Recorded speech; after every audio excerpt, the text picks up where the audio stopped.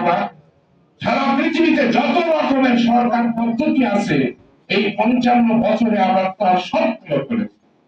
1972 সালে দেশ স্বাধীন হলো, 10ই জানুয়ারি বঙ্গবন্ধু ফিরে আসলেন,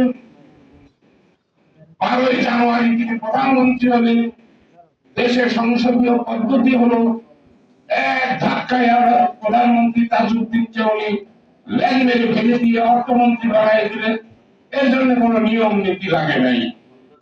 3 বছরের মাথায় এসে দেশে কোন নির্বাচন অনুষ্ঠান হলো না। সংসদ সদস্যদের নির্বাচন ভোটে গতকালকে গত পরশুদিন ফখরুল সাহেব যেভাবে হয়েছে ওইভাবে 1975 সালে সংসদ সদস্যদের ভোটে বঙ্গবন্ধু রাষ্ট্রপতি নির্বাচিত হলেন। কতদিনের জন্য জানেন? আজীবনের। যখন আজীবনের জন্য সকল রাজনৈতিক দল নিষিদ্ধ হয়ে গেল, একটা রাজনৈতিক দল, সেই দলের নাম বাংলাদেশ কৃষক শ্রমিক আওয়ামী লীগ।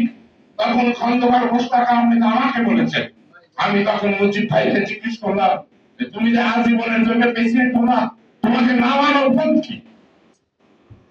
তুমি যে গাছে উঠলা তার নামার পথটাই তো তুমি বন্ধ করে দিলা, আজীবনের প্রেসিডেন্ট।